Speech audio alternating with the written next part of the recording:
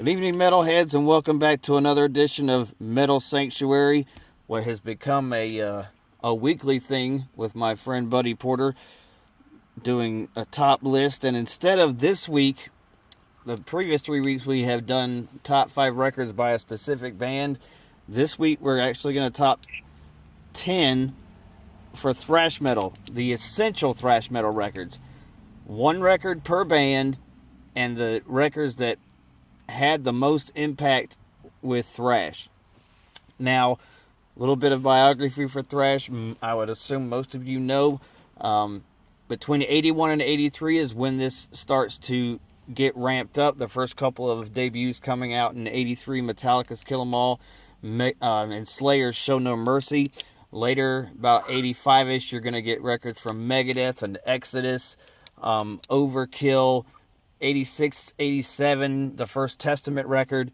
You've got West Coast, you've got East Coast, you've got the Brazilian connection with Sepultura, you've got the Canadian scenes with some bands, you've got Germany's big three of Destruction and Sodom and Creator, and if you want to put Big Four, Tankard, also a band that is very underrated that doesn't really get talked about, a band called Living Death, which put out 4 records.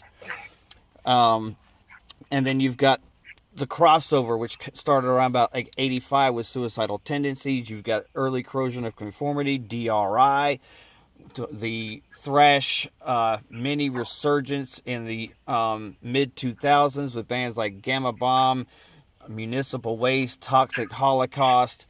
So a lot of kind of things going on with thrash from its infancy and until now, but for right now, we're going to focus on the top 10 most essential. Now, this doesn't mean the top 10 best thrash records, because literally we could mention 2 bands and have it completely done in 2 minutes. These are 10 different bands, and the styles for a lot of these bands are completely different. I'm going to start off with my number 10, a record that some people want to call it death metal. Some people call it thrash metal. I consider it to be the gateway between thrash and eventually death metal, because, in my opinion, death metal starts with the band Death and their debut, Scream Bloody Gore. The record I'm talking about is the 1985 release debut of the band Possessed, which came from the Bay Area, San Francisco. Their first record, 7 Churches. And the reason why I consider them a thrash band, not a death metal band, is because after this record, their next LP and the following EP were more of thrash oriented. This record, I think, had a lot of influence on death metal. It had a lot of Slayer-esque type topics, and the vocal style was a little bit more in the vein of like maybe an early Sepultura, but definitely the riffs are more thrash. I don't think they got any more. I think the difference between a thrash riff and a death metal riff is a little bit different. But for me, I would go at number 10 with Possessed 7 Churches. Ironically, number 7 Churches is number 10 on my list as well. Just it was. That was one of the earliest albums that I remember in the thrash genre of hearing. And just, Larry Lalonde's guitar playing is just, just spot on that album. It's like that guy, if he's not confident, and he's not going to do it. And he broke a lot of boundaries with this album. His fierceness. Right. Number 9 for me, I'm going to go with another record released in 1985, the self-titled debut by Suicidal Tendencies. Now, the reason I included them in my top 10 is because, much like the Possessed record, this is where the first crossover starts, mixing the punk and the thrash and the funk type stuff. This record for me broke a lot of boundaries and created a whole new movement in the thrash scene. There was a lot of groove, a lot of funk, a lot of speed. The thrashers could get into this band, the punks could get into this band. Suicidal Tendencies for me is the thrash version of what Motorhead did in early metal, being able to bring in metalheads and punks at the same time.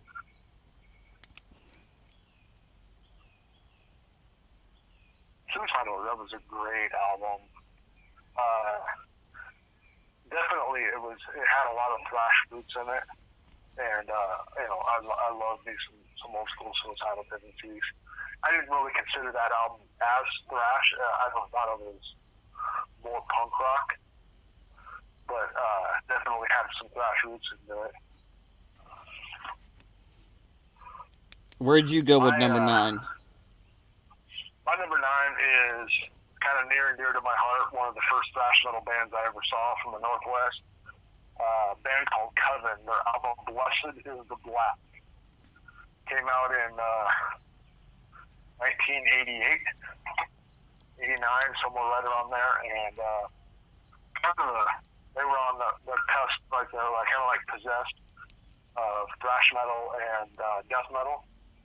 A lot of satanic undertones and stuff. I remember songs like 6669. The song "Blessed Is the Black." They have a thrash ballad on there, kind of a song called "Another Life."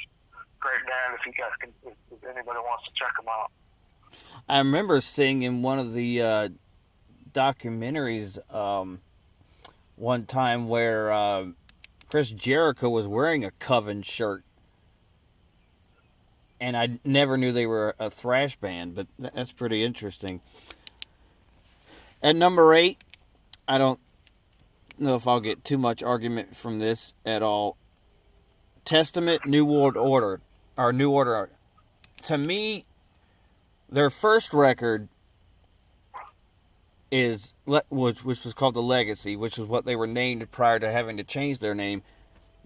It is a great record, but for me, this record, which was, I believe, released in 1988, it's also my favorite Testament record. I think it just gave a little bit more of where thrash could go, because there's a couple records that I've got on my list that show a progression for thrash, and I think that this is where Chuck Billy can really put his own spin on things, because the first record was basically done and figured out before he ever entered the band, with Zetro leaving Testament to go sing for Exodus after they fired Paul Bailoff. I feel that's the true full Testament record, where Chuck was able to write and put his stuff on there and have his input, with him being a former guitar player. I think the guitar harmonies and the melodies are a lot better on that record too. Great album. You can't go wrong with any Testament. Later down the line, they did experiment with like some heavier stuff and kind of from the thrash, but they've always had that Bay Area thrash feel to them. And they never. What was interesting was in the 90s, when some of their other, contemporaries were going kind of in like a different direction, Testament just got heavier.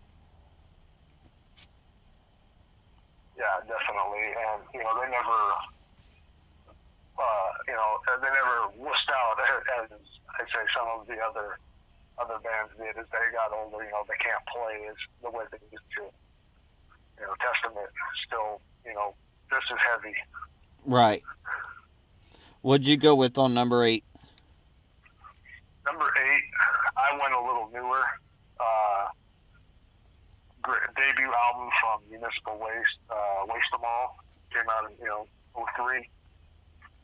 Just a solid record from front to back, backwards and forwards. No matter how you want to listen to it, it's just a great album, and it should be on everybody's list.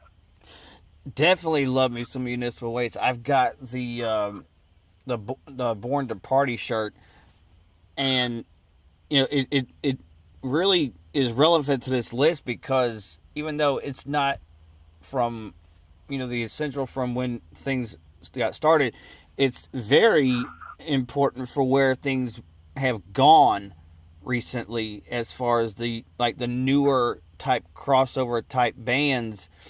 um I don't even remember I remember I actually got into Municipal Waste because of um a documentary called Get Thrash, which I own on DVD, and I highly recommend. Even if you know a shit ton about thrash, there's just so much on there that's very valuable.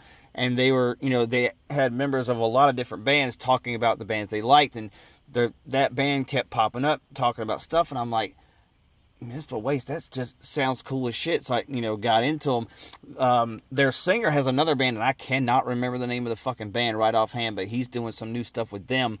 And I believe there's going to be a new Municipal Waste record this year.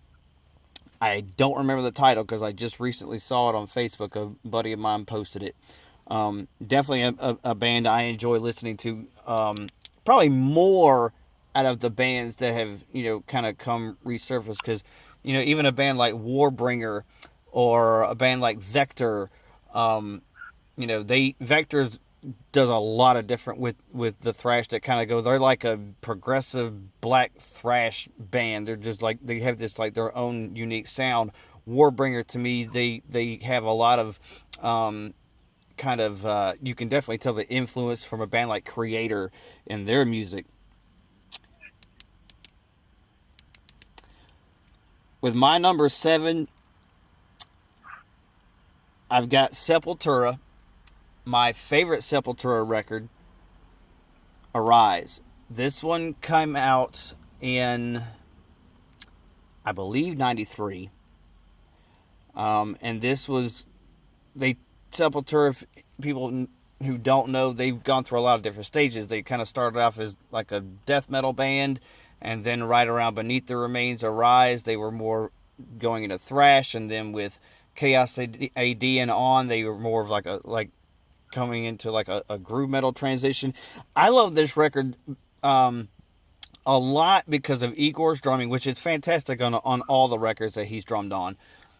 For me, the production on it is not as great as Beneath the Remains, but the production on it lends it more towards like the production value on Injustice for All, which you can say whatever you want about the production. I feel it adds to the record. I think it adds to the heaviness of the record.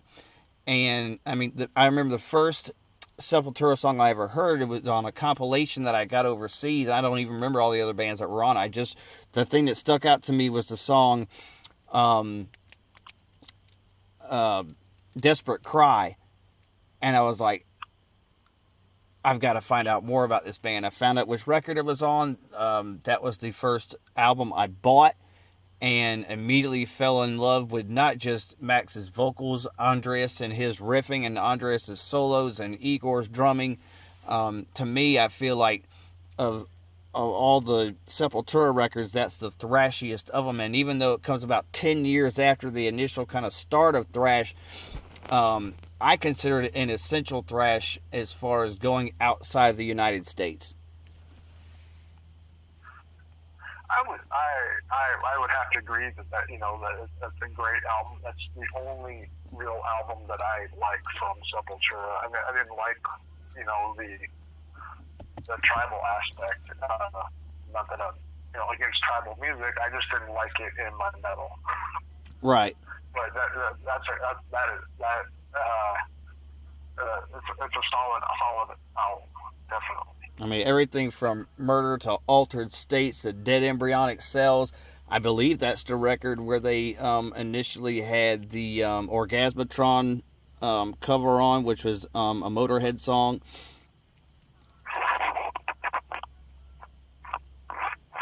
What you got slated as number 7? I have Dark Angel's sophomore album, Darkness Descends. Came out in '86. just a great album. The way that they put this album together, I love the production on it. It's kind of gritty, kind of old school. Another one of the probably like 12 Bay Area bands. Yeah, you got Gene Hoglan. You can't go wrong with anything that he plays drums on. No, I mean it could be a polka metal album. If you heard Gene was on it, you're gonna buy it. Yeah, and he had a lot of writing on this album too. He wrote a lot of the music for it. So definitely, a lot of people, a lot of lists don't even list Dark Angel as a thrash metal band. They list them as more metal. Definitely pioneers of thrash from the Bay Area. Oh yeah, I mean along with you got Exodus and Testament and Sadus and Violence and all those. If you're going, in that California area, LA had all the glam and Frisco had all the thrash bands.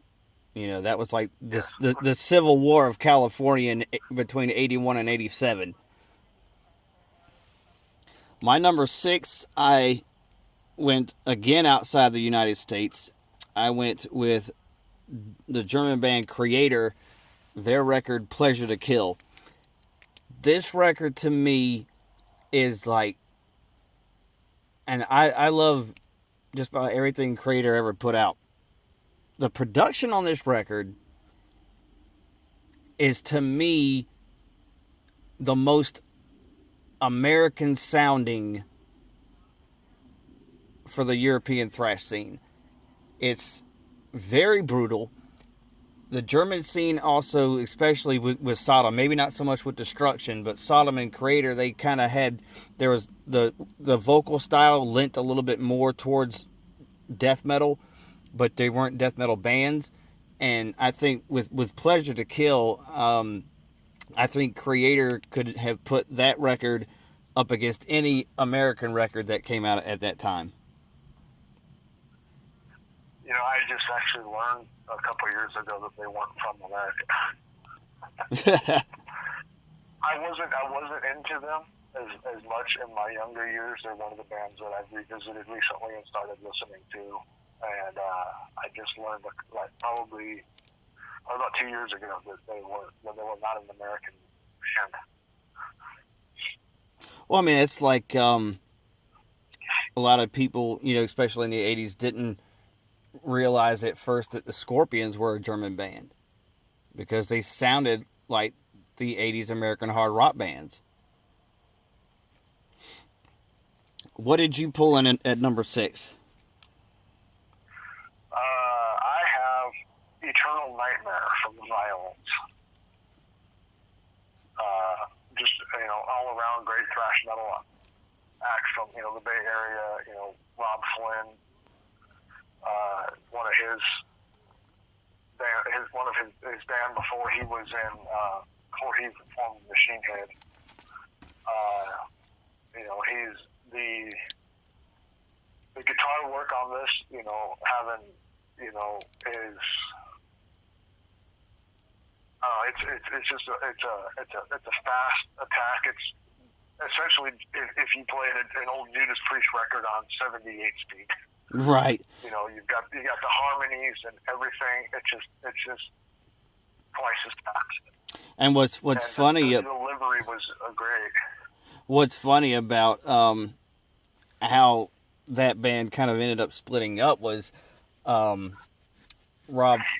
had said, they had finished a set at a club one night, and they got into this fight outside with a group of black guys, and he knew that this was not the end of the fight, and he knew that they knew he was in that band, and they would be able to find him one way or the other, and that's why he ended up leaving Violence and establishing Machine Head, which kind of sounds like the unmetal thing to do, but I don't know how many numbers they had on him, so he may have made the right decision on that call. But one of those Violence members ended up in Machine Head anyway, so Yeah, Phil. kind of like a Sanctuary to Nevermore type thing. For my number 5, I came back to the states, but East Coast this time. The only East Coast record I've got on here, and a record you and I have talked about in the past. The second record from Overkill, Taking Over. I didn't have it ranked in my top 5 for the Overkill records. However, between the one that I put in its place, Field of Fire, and this record, I feel this record is more thrashier than the debut record. And that's why I put it on here. And I don't think anybody in their right mind can make a top 10 thrash list and not have an Overkill record. Overkill is, as we discussed before, it's hard to go wrong with any Overkill album, and any Overkill album could be on this list depending upon the person. Right. The one band, one of the few thrash bands that has stayed true to their sound from day one till now, and they'll probably be the same way a decade from now. And even if they did differ in the sounds like albums like Horoscope and I Hear Black, or Necroshine, or Killing Kind, or Killbox 13, they did it different their way, and there was no Overkill fans gonna go like, oh well, that record sucked because it's not a thrash record. It's an Overkill record. It's not gonna suck. Where'd you pull in at number 5? I have Death Angel with the Ultraviolence. And a lot of people will say that, they're speed metal, they're a little too technical to be thrash. But if you listen to this album, it's definitely, it's a hard-hitting, just brutal, straightforward, kick-ass album. It's just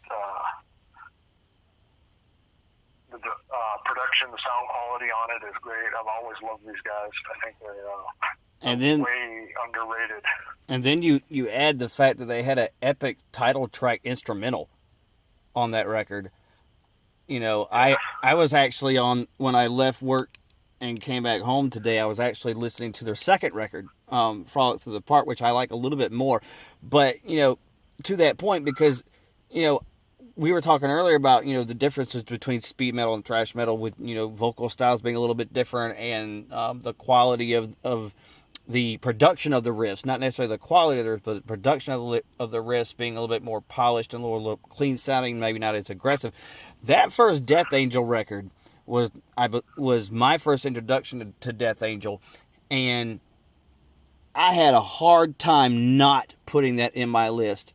And the only reason I didn't was I was like, this is going to end up being like a half international and a half Bay Area if I continue to put, because and it's only true to say, because unlike the glam scene that happened during the same time, thrash didn't get watered down, because thrash is better musically.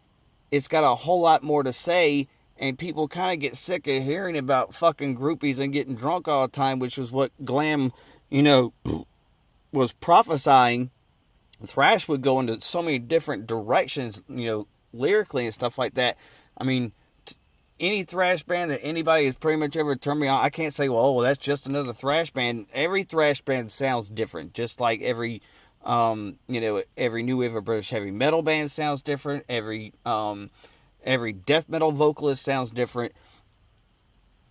I can't argue with you putting that on your list. It didn't make mine, and if I had to make a top 20, it probably would have made it on there. We're talking about 10 essential thrash records, and limiting, especially the fact limiting to one per band. I mean, this is probably a tougher list than when we made our Iron Maiden lists.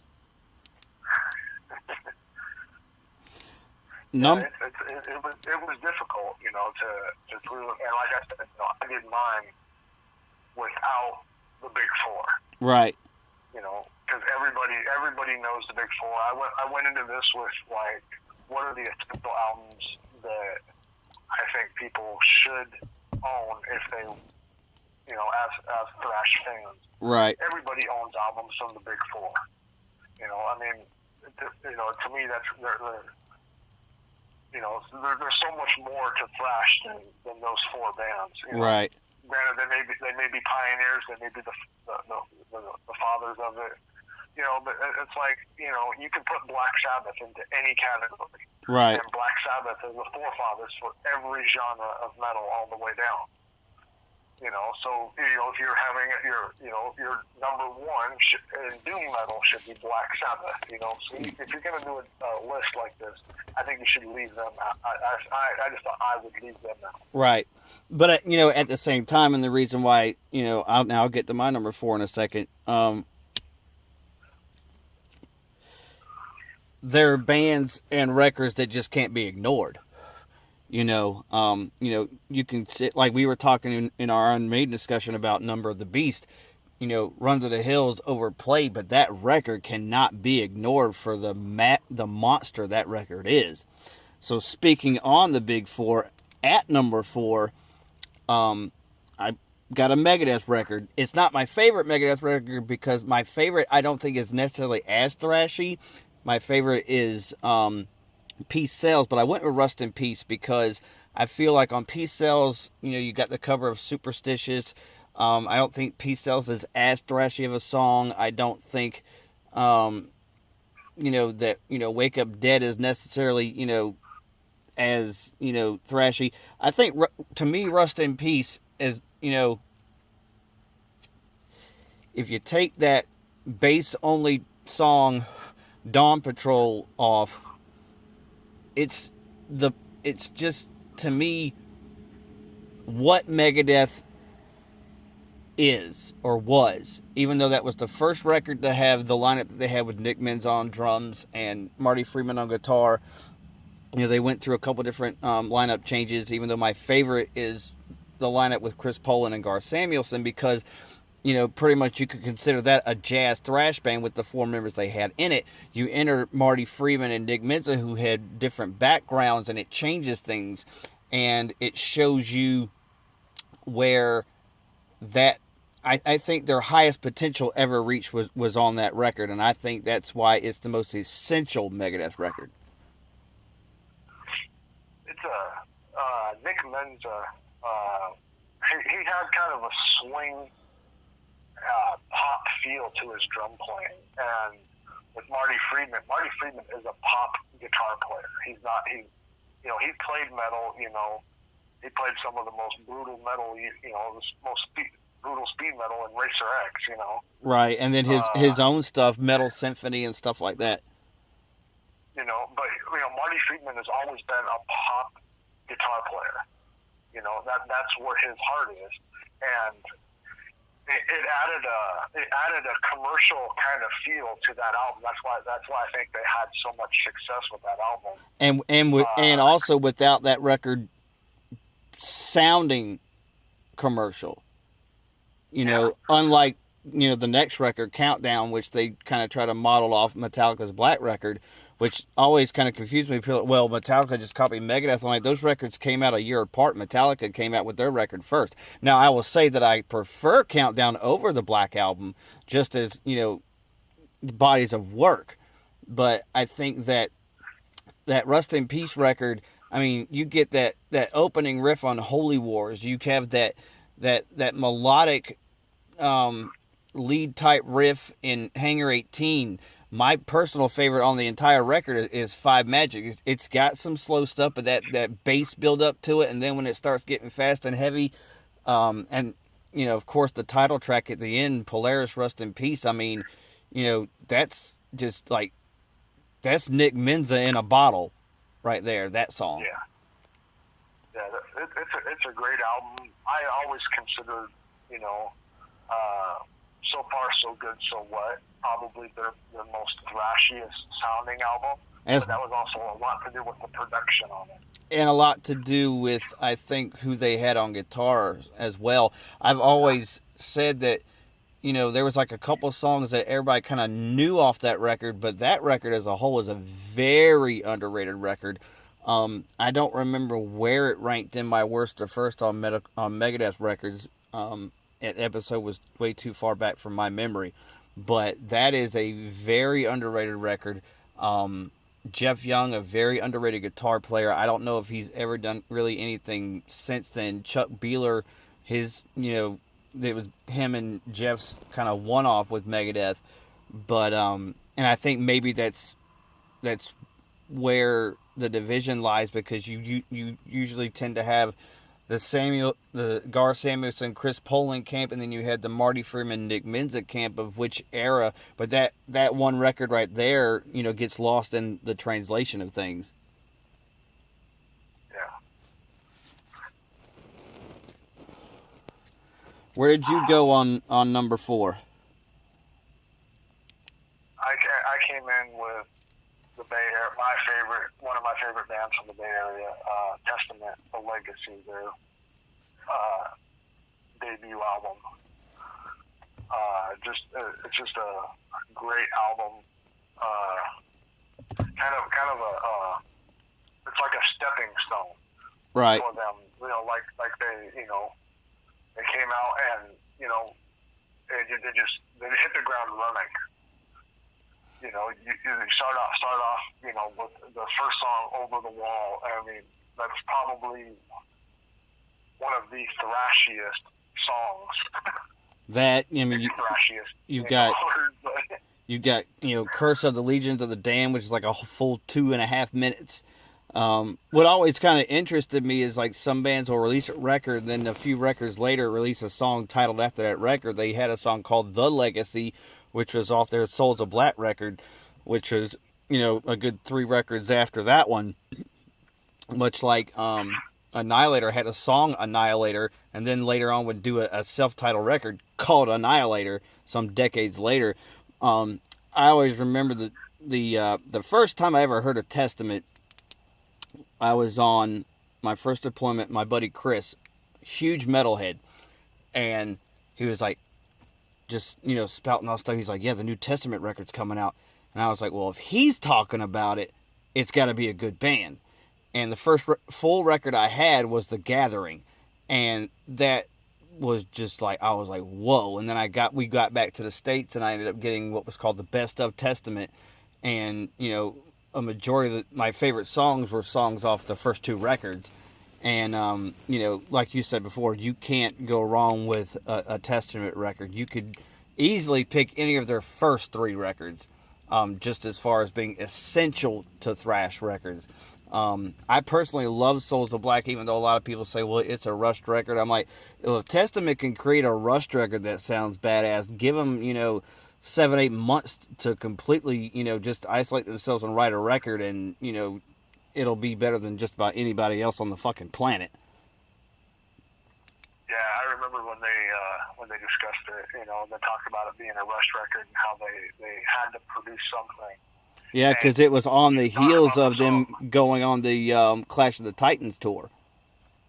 Yeah, you talk about the being rushed, and that song, The Legacy. For being a rushed song, that Alex Skolnick solo, one take, one time, he never wrote it, never practiced it. He goes into the studio and lays down that solo. Well, I mean, the bass intro to the title track, I mean, I could put that in the top 5 bass intros, period. Oh, definitely. My number 3, I'm going back to the Big 4 again. I picked Metallica's second record, Ride the Lightning, and the reason I picked it over Show No Mercy is because I did pick another record that came out, Kill 'Em All, is because I picked a record that came out around that same time. I picked this one because of, like we said before, showing progression in thrash from the first record to the second, which most of those Bay Area bands did, with Megadeth's progression from Killing Is My Business to Peace Sells, massive change in progression. Testament as well, Exodus as well, going from Bonded by Blood to Pleasures of the Flesh. It opened up more musically, and they recorded basically the first thrash ballad but not just to that, they put the bass in the forefront more than it had been on the first record. Cliff had the anesthesia little bass solo type thing, but it was more in the actual moment of the songs, and songs like Call of Cthulhu and For Whom the Bell Tolls. Obviously, I mean, the first I don't know how many years I'd ever heard For Whom the Bell Tolls, I didn't realize that intro was a bass. I thought it was Kurt Hammett playing until I found out later. I'm like, that's fucking. So then I started listening to other songs where I heard other things I wasn't quite sure, and I was like, I want to go find out if. And then I found out, he's got solos in the instrumental Orion as well, where it's like, wow, I thought that was a guitar solo. It really brought to me just more of than just a regular background player to the position of bass player. People really don't understand how valuable he was to that band, and it wasn't just because he could make sounds on the bass that nobody else had done before. He had a lot to do with the structuring of the songs, based with his classical music background, as well as the punk and the metal stuff. And I feel it was most eloquently recognized on that record. Cliff Burton, rest in peace, will always be, one of my favorite bassists. He's one of the guys that made me want to play bass the way he played. His dynamics, is what, inspired me. And if I had to pick a Metallica album as a Thrash album, I would pick Ride the Lightning. Not for the reasons that most people do. My favorite songs on the album are Fight Fire with Fire, Ride the Lightning, Trapped Under Ice, and Escape. Yeah. Escape is a hugely underrated song. And I remember the first time hearing Fight Fire with Fire, that intro, I'm like, well, that's kind of weak. And then it just blasts into the Armageddonist sound that the lyrics are talking about. I mean, it's like, holy shit. And to go from the first, because like I said before, my first Metallica record was Ain't Justice for All, but then I listened to Kill 'Em All, and to go from James' vocals on Kill 'Em All to his vocals on Ride the Lightning, a day and night progression for him. Yeah, definitely. And I never understand why they didn't ever want to play. So young. And I never understood why he didn't ever want to play Escape live. I'm like, that's a kick-ass fucking song. It's not the fastest on that song. It's got a nice, groove to it, whatever. But when it has that breakdown and it's like, see them bring the hammer down, it's just like, you kind of want to do it like a death metal growl, like, see them. It's just there. I mean, I remember the For the Lions record that Hatebreed did, they covered that song, and I think that's the perfect song that they could have chose to do. Yeah, it was a great album. They were young. They came out, and it was like, they had their moment with Kill 'Em All, and then it's like, they came back, and they had something to prove, and they proved it.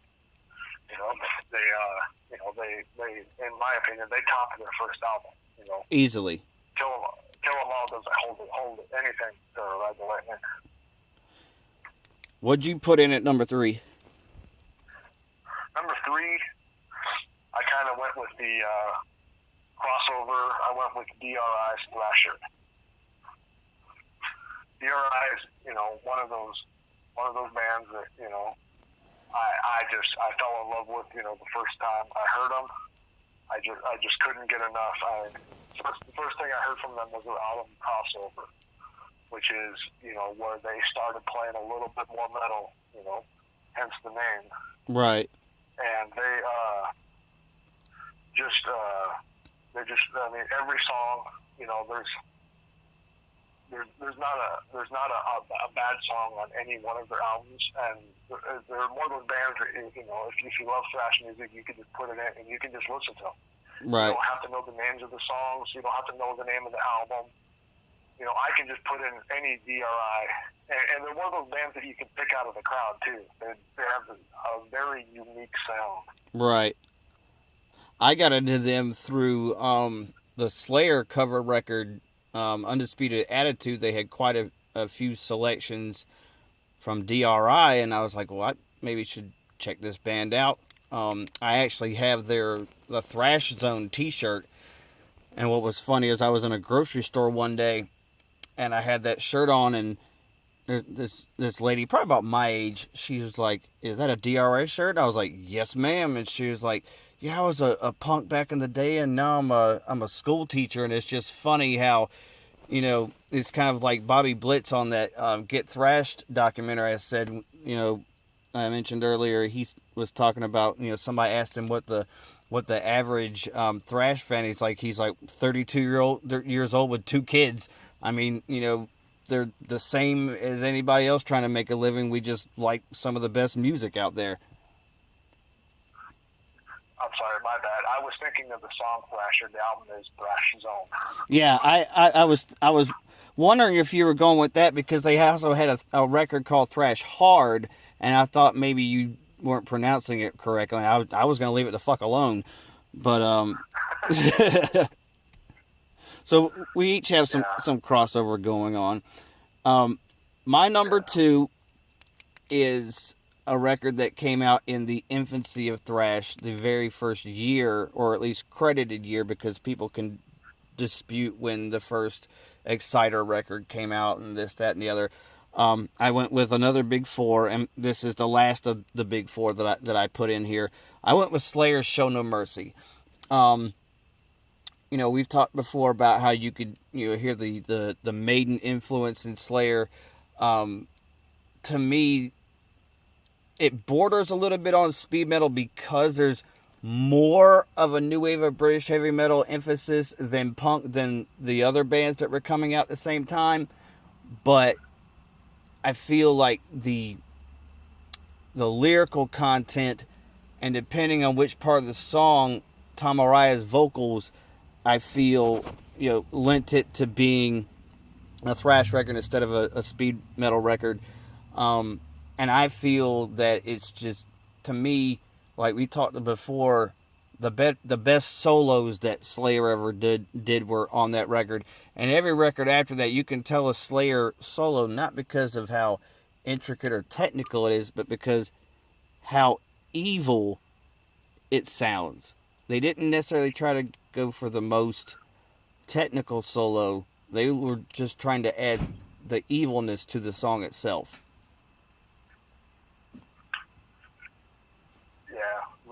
Slayer, definitely, they pioneered the sound, and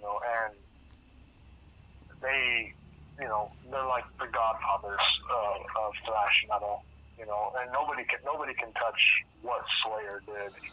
Jeff Hanneman, rest in peace, may not have been the greatest guitarist, but, like I mentioned earlier, him and Kerry King are probably 2 of the most underrated rhythm guitarists ever. And his, they definitely have a dynamic that works well together. Right. Who did you put in at number 2? I have Overkill taking over. My introduction to Overkill, the first little album that I got from them. So I mean, it's just, and it's what got me hooked on thrash metal. I had heard it before. Like I mentioned, we were talking before this. That the first time I heard Metallica, I thought they were a bunch of Megadeth ripoff. But this is, from beginning to end, it's one of the epitome of thrash metal albums. It would definitely be in, probably up there, probably in my top 25 albums of all time, all genres, no matter what. Might even be in the top 10. Right. Well, we've got 2 records in our top 10 that are the same. My number 1, and this expands further than Essential record. To me, I think this is the best thrash record, period. And